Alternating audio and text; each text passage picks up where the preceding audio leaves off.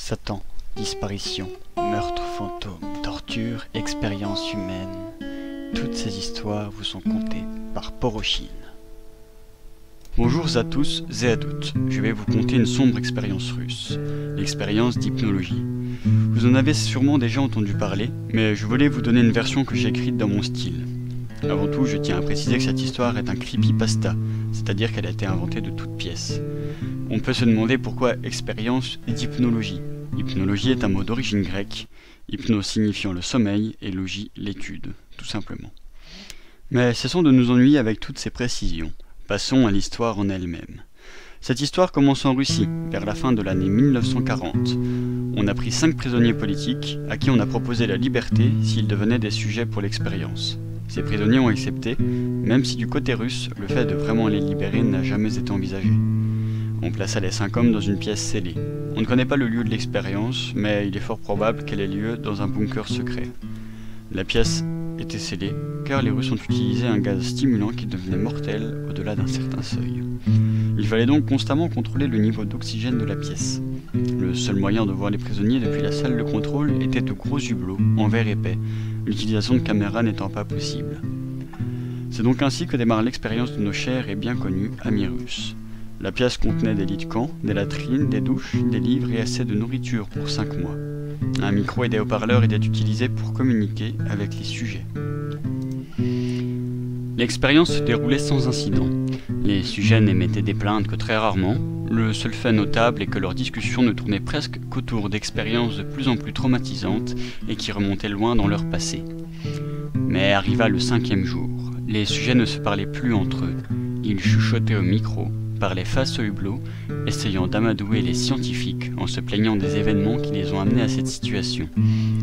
Ils essayaient également de se dénoncer les uns envers les autres et commencèrent à développer des signes de paranoïa sévères et craignaient de plus en plus leurs camarades. Ces événements continuèrent ainsi jusqu'au 9e jour. Ce 9e jour, un sujet se mit à courir d'un bout à l'autre de la pièce, en hurlant à plein poumon. Le plus étrange est que les autres sujets ne réagissaient pas. Ils continuaient de chuchoter au micro, et les 2 derniers qui ne parlaient pas entreprirent de déchirer les pages de tous les livres de la bibliothèque. Quand enfin, après 3 heures, le sujet arrêta de crier, alors qu'il continuait d'essayer, mais on suppose que ses cordes vocales se sont déchirées, les sujets qui arrachaient les pages se mirent à coller ces résidus de livres au hublot en se servant de leurs propres excréments. Les murmures cessèrent. Les scientifiques et les militaires furent alors dans l'incapacité de suivre les événements qui se déroulaient dans la pièce. Leur seule possibilité était de vérifier le niveau d'oxygène et de tester les micros.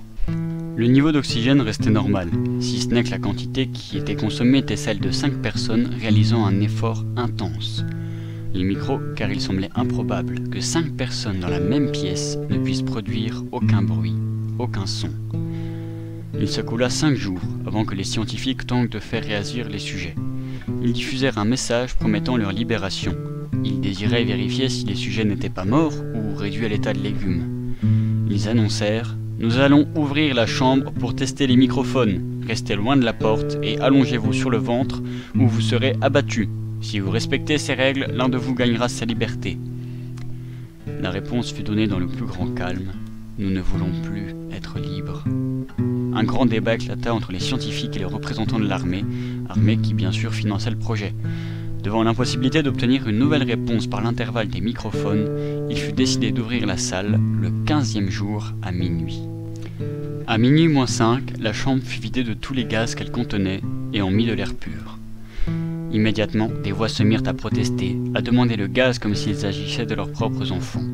À minuit, la chambre fut ouverte et les militaires entrèrent. Ils ne trouvèrent que 4 sujets vivants sur les 5. Le 5e avait été déchiqueté en morceaux pour boucher toutes les sorties d'eau, ce qui permit à 10 cm de liquide poisseux composé d'eau et de sang de s'accumuler dans la pièce. 3 des sujets se mirent à hurler, le 4e ayant perdu ses cordes vocales. L'état des sujets était cauchemardesque. Les soldats remarquèrent que 5 jours de rations s'étaient accumulés sans être consommés. La question était de quoi s'étaient nourris les sujets. Ces sujets étaient tous assis. La peau et les muscles de l'abdomen avaient été arrachés et les organes des sujets flottaient dans le liquide les entourant. Le plus incroyable était que les organes fonctionnaient toujours, bien qu'en dehors du corps. L'état de leur torse était piteux et laissait entrevoir les poumons et le cœur en activité.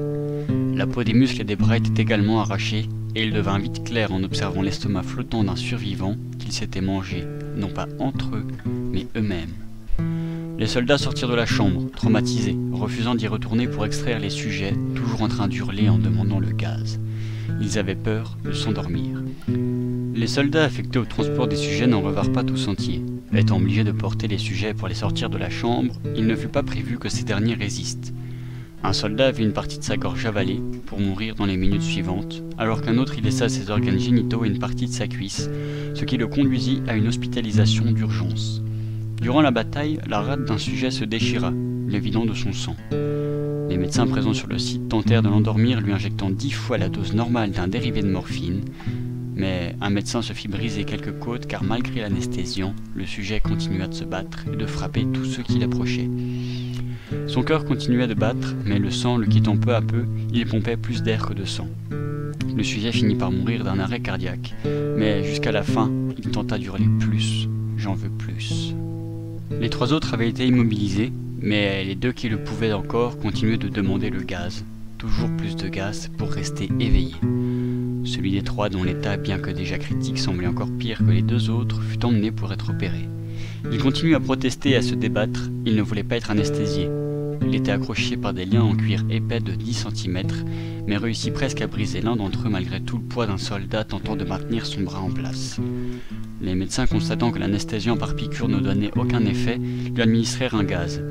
Ce fut efficace, mais à la seconde où il s'endormit, son cœur s'arrêta. Les médecins profitèrent pour l'analyser. Il s'était brisé 9 os, souvent de lui-même, par l'extraordinaire force dont il faisait preuve.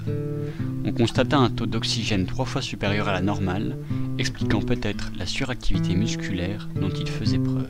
Le second à être opéré fut le muet. Ne pouvant parler, il secouait sa tête en guise de protestation. Lorsque le masque utilisé pour l'anesthésier entra dans son champ de vision, il se débattit encore plus. Un infirmier proposa alors de l'opérer sans anesthésiant.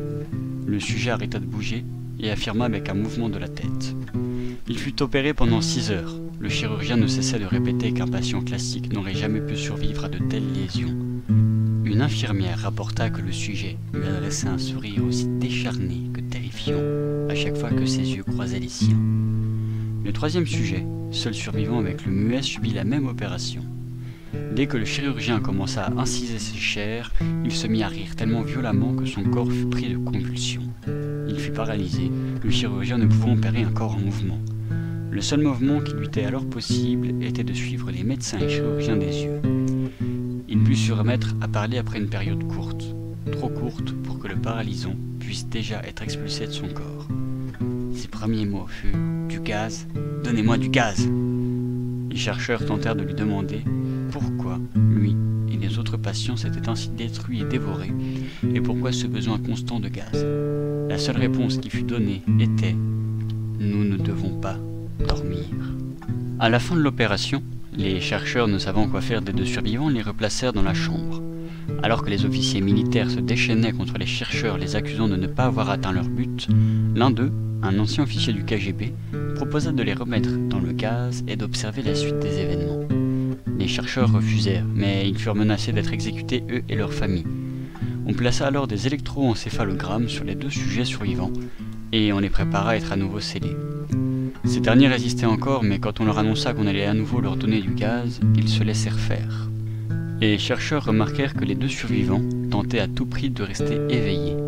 L'un fredonnait un air répétitif, tandis que le muet serrait une jambe de toutes ses forces, puis l'autre. L'encéphalogramme du muet intrigua les chercheurs. Il indiquait une ligne continue, puis une reprise de son activité, et cela plusieurs fois. Ils en déduisirent que le sujet subissait des morts cérébrales. Le seul problème est que le cerveau ne peut reprendre son activité après une mort cérébrale. Les chercheurs analysant le papier sortant de la machine, une infirmière remarqua que le sujet ferma les yeux et que quelques instants après, son cœur s'arrêta. Il poussa un long soupir qui attira l'attention du dernier sujet. Quand il vit son camarade mort, il devint de plus en plus pressant, insultant presque les chercheurs pour qu'ils accélèrent et lui donnent le gaz au plus vite. Le commandant donna l'ordre aux soldats de sceller la pièce, avec le seul sujet survivant, l'infirmière et les 2 chercheurs. C'est alors que l'un d'eux sortit son revolver de service et tua le commandant, refusant à tout prix d'être enfermé avec ce monstre.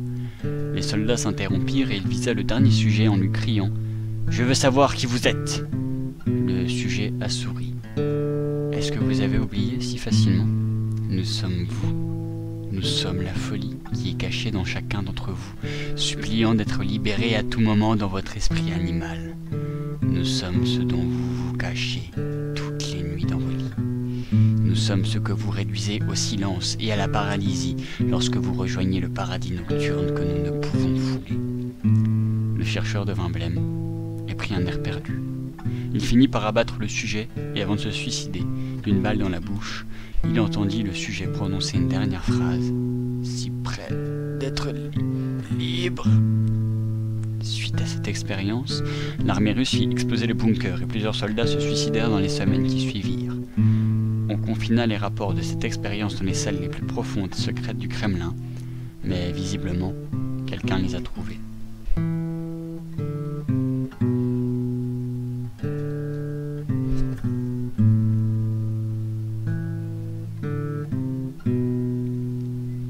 Merci d'avoir regardé cette vidéo et faites-moi part de vos impressions dans les commentaires, si vous avez aimé, si vous n'avez pas aimé, s'il y a des choses à améliorer, je suis preneur. Et je vous dis à bientôt pour un nouveau conte.